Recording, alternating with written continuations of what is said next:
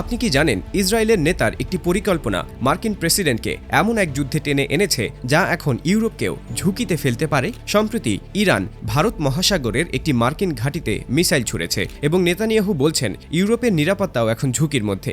এখনই সময় ইরানের বিরুদ্ধে দৃঢ় অবস্থান নেওয়ার। সম্প্রতি নেতানিয়াহু বারবার আন্তর্জাতিক নেতাদের সতর্ক করছেন যে ইরান শুধু মধ্যপ্রাচ্যের জন্য হুমকি নয়, বরং সারা বিশ্বের জন্য বড় হুমকি। তার যুক্তি হল ইরানের কাছে এমন সামর্থ্য আছে যা খুব দীর্ঘ দূরত্বের মিসাইল ছুড়ে বিশ্বের যে কোনো প্রান্তে আঘাত করতে পারে। তিনি শুধু মধ্যপ্রাচ্যের দেশগুলোকে সতর্ক করছেন না, ইউরোপের নেতাদেরও বলছেন ইরান এখন শুধু কাছাকাছি দেশকেই লক্ষ্য করছে না, তাদের ক্ষমতা ইউরোপেও পৌঁছতে পারে। সম্প্রতি ঘটে যাওয়া মূল ঘটনা হল ইরান ভারত মহাসাগরের মার্কিন ঘাঁটি দিয়েগো গার্সিয়া লক্ষ্য করে দুটি ব্যালিস্টিক মিসাইল ছুড়েছে। এর মধ্যে একটি সফলভাবে প্রতিহত হয়েছে আর অন্যটি লক্ষ্যভ্রষ্ট হয়েছে। তবে এই দূরত্ব অনেকেই অবাক করেছে। প্রায় 4000 কিলোমিটার দূরে মিসাইল ছোড়া। নেতানিয়াহু এই ঘটনাকে বিশ্ব নিরাপত্তার জন্য বড় হুমকি হিসেবে দেখছেন। তার বক্তব্য, ইরানের সামর্থ্য এখন এমন পর্যায়ে যা শুধু মধ্যপ্রাচ্যেই নয়, ইউরোপের বিভিন্ন অঞ্চলকেও ঝুঁকির মুখে ফেলতে পারে। নেতানিয়াহু বারবার ইউরোপের নেতাদের আহ্বান জানিয়েছেন এখনই সময় ইরানের বিরুদ্ধে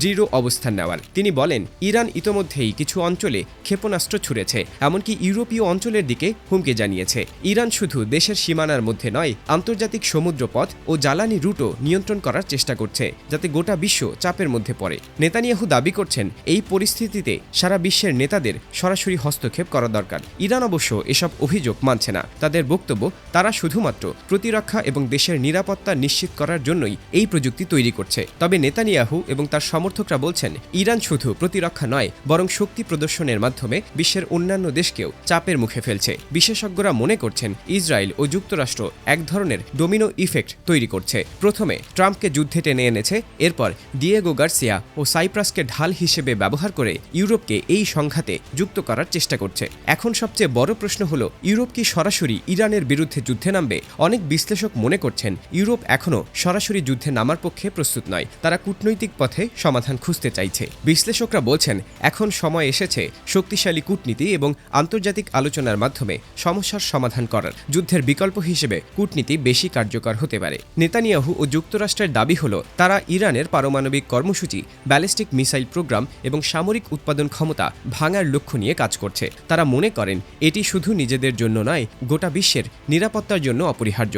বিশেষজ্ঞরা বলছেন এই পরিস্থিতি বিশ্ব রাজনৈতিক মঞ্চের একটি বড় মোড়। এটা শুধু মধ্যপ্রাচ্যের সংঘাত নয়, এখন পুরো বিশ্বের নিরাপত্তা, অর্থনীতি এবং স্থিতিশীলতার বিষয়। এখন দর্শকদের প্রশ্ন হতে পারে এই সংঘাত কোথায় গিয়ে থামবে? ইরান কি সত্যি এত শক্তিশালী? ইউরোপ কি সরাসরি যুদ্ধে নামবে, নাকি কূটনৈতিকভাবেই সমাধান হবে? এই প্রশ্নগুলো বিশ্ব নেতাদের সামনে এসেছে। তাই বলা যায় বর্তমান পরিস্থিতি শুধুই উত্তেজনার নয়, এটি বিশ্ব রাজনীতির একটি বড় পরীক্ষা। আপনি কি মনে করেন এই সংঘাত কি বিশ্বকে আরও বড় সমস্যার দিকে নিয়ে যাবে, নাকি আলোচনাতেই সমাধান হবে? কমেন্টে আপনার মতামত জানান।